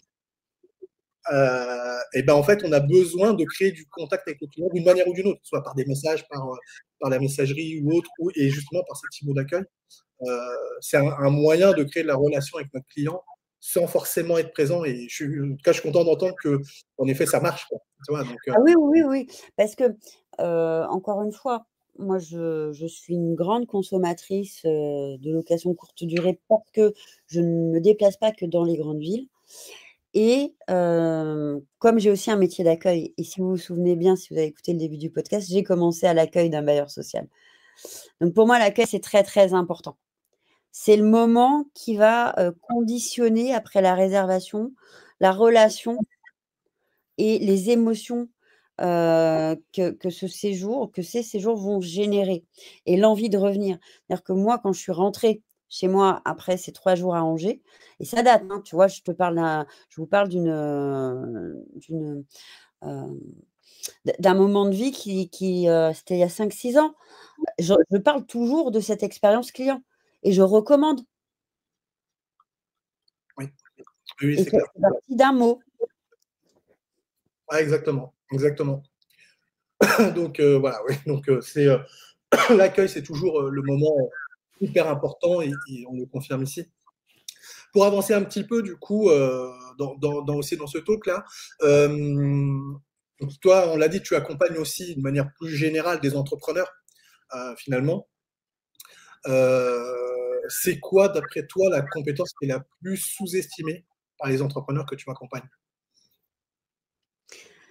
La plus sous-estimée. Je pense que les entrepreneurs, de manière générale, heu, parfois sont, trop pressés. C'est-à-dire que je pense qu'un véritable bon entrepreneur, il doit avoir aussi des temps de réflexion. Il doit savoir se poser. C'est-à-dire qu'on veut aller tellement vite que, on fait beaucoup de choses, mais il y a quand même des actions qui méritent de se poser 5 minutes dans un environnement silencieux. Parce que on veut du résultat, mais en allant trop vite, on fait beaucoup plus d'erreurs et qu'on doit corriger derrière. Et notamment, moi je travaille actuellement avec, plusieurs, entrepreneurs sur d'autres sujets et j'ai notamment quelqu'un que j'aime beaucoup, qui m'envoie, en fait toutes ses, pérégrinations et qui a 10 000 idées à la seconde et je passe mon temps à lui dire: «C'est pas le moment». Ouais, C'est-à-dire: «Tes fondations sont pas bonnes. Là, tu vas investir de l'argent sur ça, c'est pas bon. Investis d'abord sur toi». Est-ce que tu as passé, 10 minutes rien que pour toi tous les matins? Est-ce que, tu t'es fait une réunion avec toi-même? Montre tous les matins, elle m'envoie, sa to-do list, c'est hyper drôle, il y a trop de trucs. Il vaut mieux ouais, faire 3 choses très, très bien et avoir le temps de se poser pour avoir le recul et puis il y a aussi dans le recul, dans la temporalité, on peut rajouter aussi l'avis des autres parce que, on veut pas, aller vers, un échec. Vous avez plein de gens autour de vous, vos amis, votre famille, qui finalement, quand ils nous regardent, nous trouvent très excités et qui ont peut-être des idées qui peuvent vous aider. Mais comme on prend pas le temps de les écouter, en fait, ils avaient la solution que nous, on cherchait depuis très longtemps. Donc ça, vraiment, c'est moi, tous les jours, je prends du temps pour moi, sur mes dossiers. sur les mentorés en me disant: «Est-ce que ça?» Je mets mon portable en mode avion régulièrement dans la journée pour vraiment réfléchir et ne pas être polluée ni par les écrans, ni par le téléphone, ni par le bruit et pour chacun d'entre eux, 3 actions par jour, pas plus. Par contre, en étant bien dans mes baskets et en étant plus détendue, bah, au niveau de leur expérience client, ils ont quelqu'un en face d'eux qui les accompagne et qui finalement aussi les rassure. En étant plus calme, vous verrez que, vous allez aller beaucoup, beaucoup plus loin. Alors là aussi, je vais vous rassurer, au tout début, puisque moi j'ai commencé ma carrière en tant qu'intermittente du spectacle à 21 ans. Donc j'étais déjà indépendante. J'ai fait plein d'erreurs, feu follet, je courais dans tous les sens, mais j'ai appris de ça et au milieu, il y a eu le salariat et puis quand je suis revenue à l'entrepreneuriat, j'étais plus âgée et je me suis souvenue de toutes les âneries que j'avais pu faire. Oui, oui, oui, c'est clair, c'est clair. C'est vrai que, moi j'ai tendance à dire parfois, alors je le dis assez régulièrement, soyez, IP, alors c'est pas très beau, dit comme ça, mais, j'aime bien dire moi parfois: «Soyez impatient de mettre vos choses en place». Alors du coup, à peser avec ce que tu viens de dire, à modérer un petit peu. Mais Soyez impatient faut de l'impatience, et mais c'est la mise en action derrière. L'impatience, ça veut dire qu'on est dans une bonne dynamique, ça veut dire qu'on a envie de faire, mais prenez juste ouais, 5 minutes. Voilà. Avoir des idées, bien sûr qu'il en faut toujours en tant qu'entrepreneur. C'est juste moi alors, tu vois, on va aller encore plus loin par rapport à ce qu'on se dit tous les 2. C'est une question d'équilibre. C'est ça la réponse à ta question. oui, oui, oui, oui, oui, c'est clair que et du coup, la réponse, elle est en chacun de nous parce qu'elle sera différente pour toi, elle sera différente pour moi, elle sera différente pour, quelqu'un d'autre et oui, oui, c'est clair que c'est quelque chose de très individualisé, et ça dépend de notre niveau d'énergie. Enfin bref, après, il y a plein de manières d'analyser ça. Mais oui, oui, je comprends ta réponse et je la rejoins, ouais, et je la rejoins. Et justement, c'est vrai que pour les conciergeries, justement, alors notamment quand on lance ou quand on veut la développer, etc., c'est vrai qu'on a tendance à partir un peu dans tous les sens pour le coup. Et parce que il y a l'excitation de lancer le business, il y a un peu cette impatience d'avoir des résultats. Et ça d'ailleurs, c'est pour ça, oui, c'est pour ça que je disais tout à l'heure IP, voilà, c'est pour ça que je reviens sur ça. Impatient de mettre en place, par contre patient d'avoir les résultats. Donc c'est quelque chose que, voilà, que je recommande aussi souvent moi dans les accompagnements que je peux faire avec les conciergeries. Et j'essaye de me l'appliquer aussi, hein, mais c'est vrai que c'est pas toujours évident. Mais voilà, c'était ce point-là que je voulais rajouter par rapport à ce qu'on s'est dit à l'instant. Euh, pour rester un peu sur la partie conciergerie, est-ce que justement, on parlait tout à l'heure d'être entrepreneur, influenceur. Alors, je ne sais pas si c'est des choses que tu partages dans tes accompagnements ou quoi, mais est-ce que justement, tu dirais qu'une conciergerie doit forcément être présente sur les réseaux sociaux, même si on a tous envie de dire oui, mais y être pour quelque chose, quoi. Tu vois, il faut que ça apporte de la valeur. Alors, est-ce que tu dirais qu'une conciergerie ou les entrepreneurs de manière plus large doivent aussi être sur les réseaux sociaux? Et si oui, bah, comment on communique, qu'est-ce qu'on apporte en fait là-dedans, pour que ce soit compatible avec ce qu'on fait? Alors aujourd'hui, on n'est même plus sur l'ère des réseaux sociaux, ce sont des médias sociaux. C'est-à-dire qu'il y a certaines chaînes YouTube, certains comptes Instagram, certains comptes LinkedIn ou autres, qui ont beaucoup plus de force que nos chaînes de télé nationales, hein. Donc bien évidemment que, il est important d'y être. Plus que des influenceurs, je voudrais que vous soyez alors là, je ne sais pas si ça se dit en français, mais peut-être on va inventer un mot, écoute, hein. Tu sais, des incarnants et des incarnantes. Ouais. Rappelez-vous toujours, et là on va parler business, quelles sont les marques, qui ont eu de l'importance dans vos vies? Alors tout produit confondu. Je vais prendre un exemple qui va parler à tout le monde. Je vais montrer le logo, la petite pomme. Alors la petite pomme, elle est jolie, c'est un truc marketing, mais on se souvient qu'il y avait un incarnant extraordinaire qui est le fondateur. Et lui, qui était pourtant un geek à la base, n'était pas hyper fan d'internet, n'était pas hyper fan des médias sociaux, mais il y était. Donc là-dessus, vous avez des choses à dire, vous avez, des opinions à exprimer. Alors, je vais vous donner, par contre, un vrai bon conseil. Comme on fait tous partie de l'immobilier, on a une obligation légale en France, ça s'appelle un code de déontologie. Donc dans le code de déontologie, c'est une douzaine d'articles que vous devez repasser, tous les ans. Moi, j'aurais tendance à dire 2 fois par an parce que quand on est dans le jus, plus une formation d'1 heure, ça va vite, hein. Hem, on ne parle pas de politique, on ne parle pas de dogme. D'ailleurs, on reçoit des gens, dans les via les conciergeries, dans les locations courte durée, vous recevez la planète entière. Ce que les gens veulent savoir de vous, c'est, qui vous êtes, pourquoi vous faites ça, la passion que vous y mettez, les étapes, l'environnement, des découvertes, de l'écosystème qu'il y a autour, du quartier, tout ça, vous êtes des ambassadeurs finalement de vos entreprises. Mais pour tout le reste, rassurez-vous, on va pas vous demander de poser en maillot de bain ou, de faire des partenariats dits commerciaux. Venez chez moi. Alors vous pourriez le faire par exemple, notamment sur la partie meublée.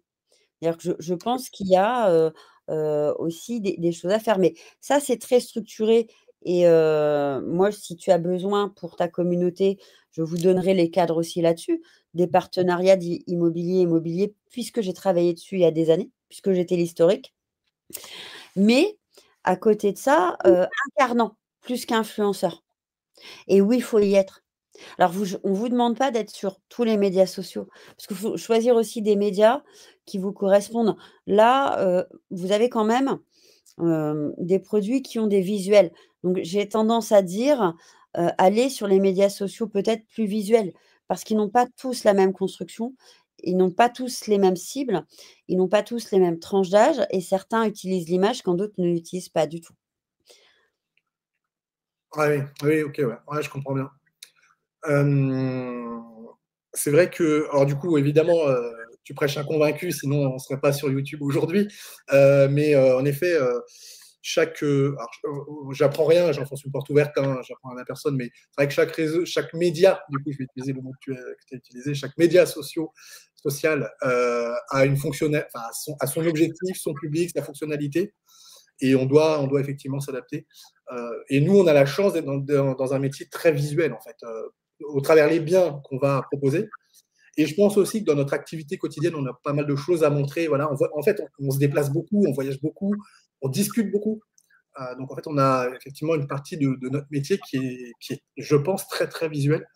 Et, euh, et en effet, on pourrait être plus présent justement sur les médias pour pour augmenter notre notoriété, pour trouver des prospects. Enfin, bref, après, il y a plein d'objectifs, mais oui, je pense qu'on pourrait travailler ça. Et justement, ça me fait penser justement un petit peu à l'avenir de notre métier en tant que conciergerie. Justement, toi, comment est-ce que tu vois les choses? Moi, j'ai tendance à dire qu'on est sur un métier. Alors, je l'ai dit au début, un métier jeune qui Mmh. est en train de se construire. Il y a beaucoup de choses déjà qui ont été faites, hein, et ça, c'est très bien. Il y a encore pas mal de choses, il y a encore beaucoup de chemin à faire. La filière commence à se structurer. On a des syndicats qui nous accompagnent, alors, même s'ils sont encore, il y a encore besoin de grandir et de les soutenir pour justement être aussi plus efficaces. Et ça, c'est aussi une bonne chose, hein, d'avoir structuré la filière avec ce type de fédération, en fait. C'est ça que je voulais dire. D'après toi, justement, c'est quoi l'avenir un petit peu de nos métiers de conciergerie en termes de structuration, de professionnalisation finalement de la filière? Qu'est-ce que tu vois à l'avenir qu'il faudrait construire peut-être et qui ne l'est pas aujourd'hui? Ou qu'est-ce qu'il faudrait peut-être améliorer pour justement donner de l'avenir à notre métier et le rendre plus pro, en fait? Alors déjà, je tiens à vous féliciter, pour ce que j'ai pu voir et puis j'y retourne dans pas très longtemps, sur une table ronde au Scale, parce que j'ai vraiment découvert quelque chose que je ne voyais pas cette partie du métier et de la famille autant développée. Moi, Mmh. ce que j'ai vu, au salon de la location courte durée, J'affiche complet, grande surprise, mais énorme satisfaction. Contente de voir que aussi, c'est une création d'un syndicat propre ou de fédérations propres et pas forcément celles qui sont existantes sur les autres immobiliers. Parce qu'en France, je vais vous faire un petit cours, 2 secondes. Il y a grosso modo 4 gros syndicats et qui ont pas été très cool au démarrage avec vous, hein, quand vous êtes arrivés, hein. Ah oui, Voilà, c'est bien. et je reste très correcte quand je le dis. Et ben, quand on laisse quelqu'un devant une porte, vous avez eu l'intelligence de mutualiser ce que vous étiez. Aujourd'hui, ils vous courent derrière parce qu'ils ont pas vu que vous étiez quand même beaucoup plus organisés que les publics qu'ils connaissaient jusqu'à présent et vous vous débrouillez sans eux. Moi, ce que j'aimerais, tu vois, c'est que souvent on me demande, si je peux, intervenir dans différents médias vous concernant. Alors je sais que et là aussi c'est devenu intéressant, tu viens régulièrement maintenant parce que moi j'ai fini par dire à certains journalistes: «Mais oui, je connais bien l'écosystème, mais je pense que, c'est tellement pertinent d'aller appeler, des personnes dont c'est le métier pour, venir argumenter, donner leur vision, connaître leur parcours, heu, faut arrêter d'appeler toujours les mêmes. Donc toi, je sais que tu viens régulièrement, tu as reçu les confrères et les consoeurs de Logpro à qui j'ai eu le plaisir de remettre un prix. C'est pareil, je voudrais que via les syndicats peut-être, il y ait une structuration pour les médias et qu'on pense à vous avant de penser à nous. Parce que c'est comme dans tous les domaines. Souvent, on m'appelle aussi pour la jeune génération dans les pour parler de l'immobilier et je dis: «Mais» je finis par dire: «Mais appelez-les, c'est-à-dire ils ont une voix. Comment une femme de 44 ans peut parler à la place d'un jeune de 20 ans? C'est quand même délirant. C'est pas la même génération». Alors je veux bien, mais régulièrement et c'est pareil pour vous, c'est pareil pour les confrères et consoeurs marchands de biens, c'est pareil pour les confrères et consoeurs, chasseurs immobiliers. On vient toujours finalement vers les institutionnels pour parler des autres. Mais en structurant toujours plus, les la fédé ou syndicat, vous allez avoir aussi, une médiatisation et une transversalité qui aujourd'hui peut-être est perfectible. Oui, Mais oui, vous avez été très intelligent d'inviter finalement des gens qui ne venaient pas de ces immobiliers. Le fait qu'on se soit déplacés, qu'on ait compris ce qui se passait, il est hors de question qu'on vous prenne le pain de la bouche, hein. Vous, vous savez faire des choses, d'autres sont, sur d'autres immobiliers, parce que ça aussi je le dis, faut pas être partout non plus, hein. On a des bons, on va les laisser faire leur travail et tu vois? Je pense aussi que, au niveau de la formation, moi j'ai vu qu'il y avait un centre de formation, de mémoire qui est dans l'Est, et on a discuté ensemble et c'est vrai que, vous faire monter en puissance comme nous on a déjà essuyé pas mal de plâtre. oui, Le fait de vous dire, de vous envoyer les infos et de travailler en collectif, ça peut devenir très intéressant parce que vous allez pas perdre le temps que nous, nous avions perdu. oui. Oui, oui, c'est sûr, c'est sûr, c'est sûr. Il y a, un côté hyper, comment je pourrais dire ça? Je sais pas, tu disais tout à l'heure la famille peut-être, alors je vais prendre, je pense, ce terme-là. Il y a un côté hyper, familial. Moi, au travers de ce podcast, évidemment, je l'ai dit au début, je veux vraiment construire des ponts entre nos métiers, d'agent Oui. immobilier, de conciergerie, parce que je pense on l'a dit, beaucoup à s'apporter, mutuellement. Hem et pour aller au bout de ce que, bah, pour en tout cas pour compléter et aller dans ton sens, sur ce que tu disais en termes de professionnalisation, c'est vrai que d'avoir un média à notre disposition qui soit puissant, bah, voilà, ça va renforcer notre communication, renforcer nos organisations probablement. Et puis aussi, on sera peut-être plus impactant peut-être dans des sphères un peu plus hautes où les décisions réglementaires se prennent. Et donc, ouais, je suis assez d'accord de se renforcer sur ça. Voilà, si ce taux peut permettre de donner une partie de cette vitrine et de ce média, euh, eh ben, je le ferai avec grand plaisir. Euh, voilà, en tout cas, l'idée, c'est vraiment de partager nos pratiques oui, nos bonnes pratiques et nos informations, quoi. Ouais, parce que vous êtes très peu finalement, mais par contre, vous êtes très peu, mais très qualitatif sur les médias que vous proposez. Donc il y a pas d'ânerie de dites. Moi, je pense à 2, donc il y a le tien et un autre. Après, c'est une ouverture grand média, grand public parce que, et tu commences à le faire, donc sachez quand même qu'il passe régulièrement dans une radio, et c'est regardé par d'autres grands médias c'était important que plusieurs personnes de cette partie de la famille dont c'est le métier viennent parler. Et tu vois, quand moi j'étais invitée il y a quelques années pour parler de la loi Le Meur, en fait, en regardant tous les plateaux qui avaient été, distribués sur le sujet, il y avait personne du domaine. Ouais, Et là, ça pose problème. Alors moi, je me suis accrochée aux branches parce que je viens d'une région touristique et que du coup, je savais ce que c'était et que je suis consommatrice, mais j'ai abordé le sujet d'une manière plus réglementaire. Par contre, si tu avais été à ma place ou quelqu'un qui fait partie de la fédé, ça avait pas du tout la même saveur. Et c'est puis au clair. moins les gens vous découvraient aussi. Oui, Je pense que là-dessus, oui, il y a toute une structuration sur, peut-être, comment vous représentez médiatiquement et puis donner des noms. Moi, j'ai plaisir maintenant à donner des noms parce que, je vous ai rencontrés, je vous croise, je vous ai vu bosser. Donc je finis par dire à certains journalistes: «Mais ne me pose pas la question à moi. Voilà 10 noms, tu les appelles». ouais, ouais, ouais. Ah ouais, c'est sûr, c'est sûr, c'est sûr. OK, OK pour l'avenir, et la structuration. Bah, écoute, je pense qu'on a pas mal débroussaillé le sujet. On t'a aussi bien découverte, au travers, toutes ces questions. Je te propose de passer à la dernière partie, de ce talk show qui est donc le quiz.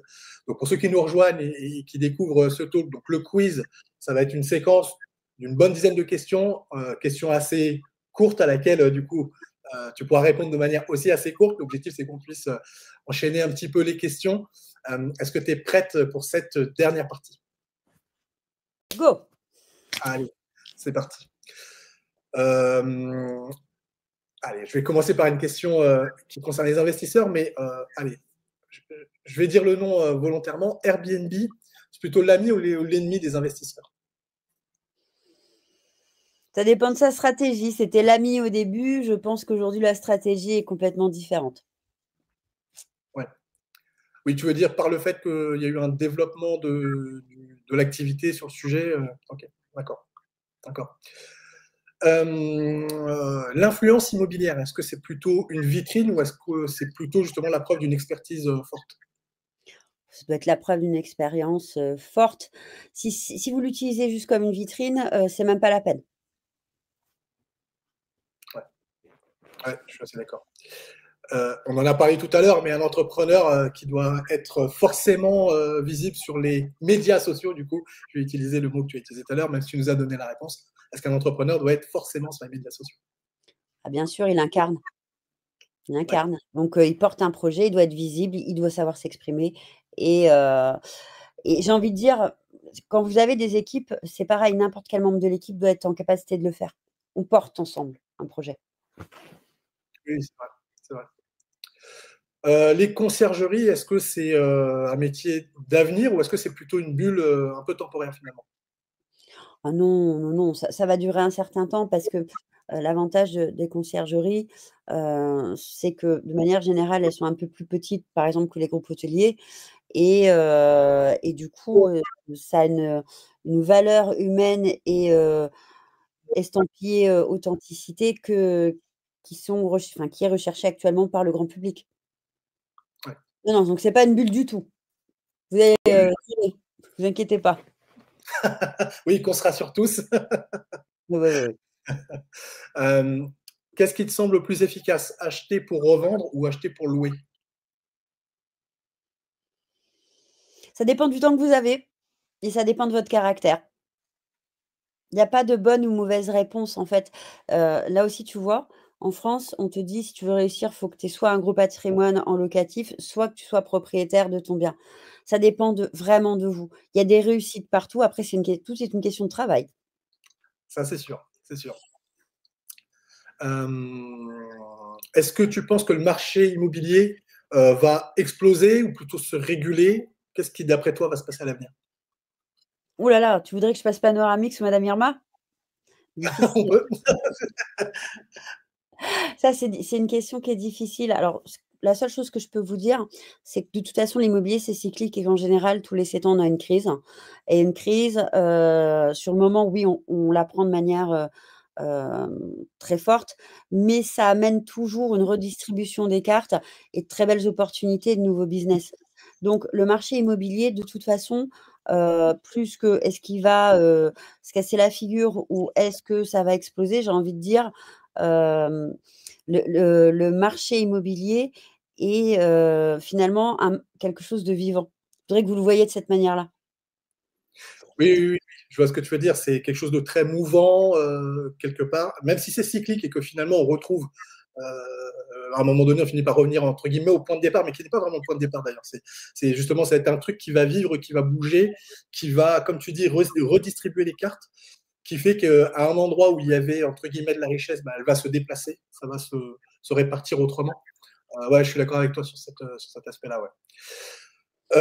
Est-ce que tu aurais, un livre, une ressource ou un mentor qui t'a inspiré dans ton parcours et que tu voudrais nous partager ici? Ah oui, alors, vous allez m'en vouloir parce qu'il veut pas le traduire en français. C'est un livre en anglais que vous pouvez, commander sur internet qui s'appelle «No one succeeds alone». Ça a été écrit par un grand monsieur de l'immobilier. C'est, un des fondateurs du groupe Compass aux États-Unis. D'accord. C'est l'histoire de sa vie et comment, il a monté, cet empire parce que Compass est coté à Wall Street, hein. C'est une des rares boîtes, immobilières. En 7 ans, ils ont galéré, personne n'a cru en eux. Moi, je le connais personnellement, puisqu'il a fait partie de mes mentorés au tout début, quand l'Europe ne croyait pas en eux. C'est écrit avec beaucoup de tact, beaucoup d'humanité. C'est quelqu'un qui avait pas d'argent au démarrage, qui a monté un empire et qui donne beaucoup, beaucoup, beaucoup de tips, mais sans oublier d'où il vient. Ce qui est assez rare dans les livres immobiliers, c'est: Ouais. «J'ai réussi, regardez-moi comme je suis belle, regardez-moi comme je suis beau, je suis blindax», enfin et là, pas du et je pense que, ce livre-là, pourtant je lui avais demandé s'il pouvait être traduit en français, qu'il y avait un marché au Canada, au Luxembourg, en France, parce qu'on manque cruellement de livres, sur, des success stories, immobilières, sur les pays francophones. Il le fera pas. Par contre, une fois que vous avez lu ça, ça va vous booster sur plein de choses parce que, encore une fois, oui, il a réussi, enfin, ils ont réussi parce que c'est l'histoire de 2 copains. Mais je vous dis pas tout, il faut que vous lisiez. Moi, je les ai rencontrés aux États-Unis, ils étaient en train de faire leur 1re photo officielle, c'était dans le Bronx, en Converse et je reviens en Europe en disant: «Regardez-les bien ces 2-là, je pense qu'il va y avoir un sujet». On s'est jamais lâchés, ça fait 10 ans. Le jour où ils ont été cotés à Wall Street, moi j'ai regardé les chaînes américaines, je les ai vus faire. Je suis descendue acheter une bouteille de champagne, on était en fin de matinée en France, hein, parce que c'est mérité et ils vous donnent Ouais, beaucoup, beaucoup d'infos. Ils ont un mental qu'ils ont travaillé, ils vous racontent pas tout et n'importe quoi. Robert Reffkin, «No one succeeds alone» et de toute OK. façon, maintenant, aujourd'hui, avec, l'intelligence artificielle ou les traducteurs, même si vous achetez le bouquin en anglais, ça vous passe les choses. Il y a des chapitres sur la structuration d'activité, parce que c'est aussi des entrepreneurs, qui gèrent des indépendants, en plus. Ils vous parlent de leur vie, enfin, c'est drôle et je pense que celui-là, il parle à tout le monde. OK, OK. Merci pour le partage. Mmh. Et on passe sur on arrive presque à la fin de cette séquence, mais les questions un petit peu plus, entre guillemets, «personnelles». Quelle est ta potion magique pour réussir au quotidien, qui te renforce? La passion. Moi, j'aime mon secteur d'activité. J'aime les gens avec qui je travaille, donc hem, je mets beaucoup de joie dans ma vie et je fais beaucoup de choses et tu le sais. Régulièrement, on me demande si je dors. Oui, oui, je dors, hein, mais mais j'arrive encore à m'émerveiller 20 ans après de ce que je découvre. Je pense que le jour où, je n'aurai plus cet émerveillement, je ferai autre chose. Ouais, Mais 20 ans après, je découvre des choses. Bah, tu vois, là, je me suis émerveillée cette année, sur votre structuration d'activité, sur le salon. Je me suis dit: «Mais je suis passée à côté de certaines choses». Je découvre de nouveaux visages. Je suis hyper heureuse de vous voir communiquer sur les médias sociaux. Je vois qu'il y a une confiance et je me dis que, il y a des gens hyper intéressants, hyper capés et tant que j'apprends et que je m'émerveille, c'est bien. D'accord. Du coup, l'inverse, quelle est ta kryptonite, ce qui, au contraire, t'affaiblit? Les transports en commun parisiens.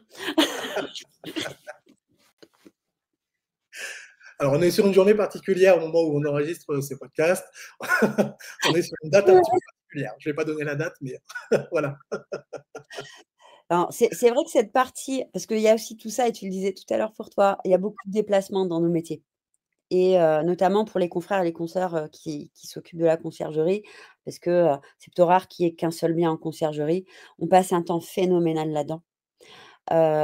Et j'avoue qu'en ce moment, les transports en commun, j'en ai jusque-là. Ok, ça marche. On passe à la dernière question de ce quiz, et qui est un peu la question rituelle. Qu'est-ce qu'une conciergerie de rêve selon toi? Ah, c'est celle qui anticipe mes attentes. C'est celle qui me fait vivre ma meilleure expérience client. Moi, j'ai vécu une fois l'expérience client de rêve. Alors, c'est pas du tout dans la conciergerie et je vais te la donner. Je vais vous la donner parce qu'elle est surprenante. On est sur une période de fin d'année, donc cadeau, cadeau et mon frère était fan d'une marque anglo-saxonne, qui s'appelle Superdry. Donc il y avait des boutiques à un moment donné, je pense que certains la connaissent et donc ça venait de Grande-Bretagne. Donc je fais une commande, je viens d'arriver en Bretagne, il est pas encore arrivé. On est le 23 décembre. Je reçois la commande, ça va pas, il manque des choses. Donc j'envoie un email immédiatement, la maison mère est en Grande-Bretagne. On me renvoie un email immédiatement en anglais. On m'appelle sur mon portable. Je suis même pas levée, je suis dans le lit en pyjama en train de me dire: «Mince, il aura pas son cadeau, le jour de Noël, mais comment je vais faire?»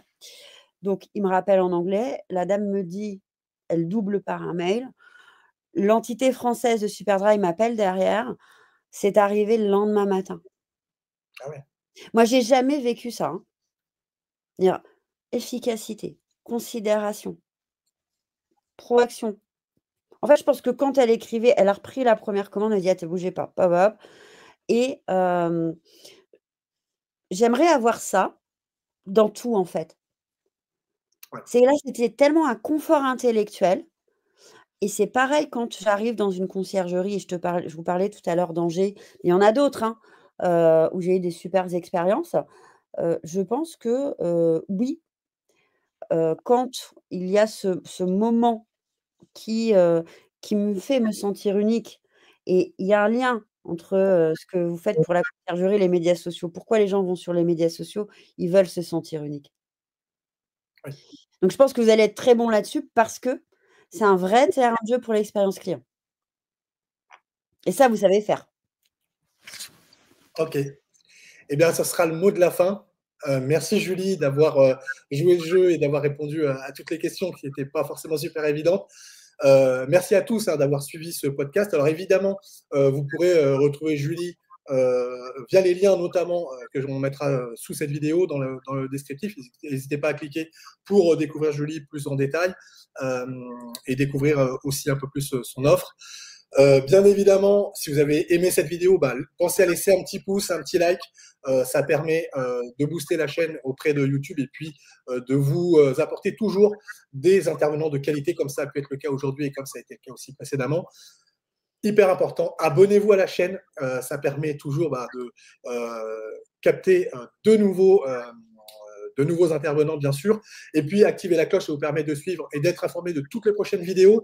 Et n'hésitez pas à laisser, on l'a dit tout à l'heure, un petit commentaire sous la vidéo pour vous adresser à Julie si jamais vous avez des questions par rapport au point qu'on a pu échanger aujourd'hui. Julie et moi-même, on se fera un plaisir de vous répondre en commentaire. Merci à tous, merci à vous. Merci Julie d'avoir accepté cette invitation et de t'être prêtée au jeu. Eh bien, merci pour l'invitation. Merci à vous toutes et tous qui avez, écouté ou regardé, en tout cas sur YouTube. Comme dirait mon filleul, n'oubliez pas la cloche, il a 3 ans et demi, hein.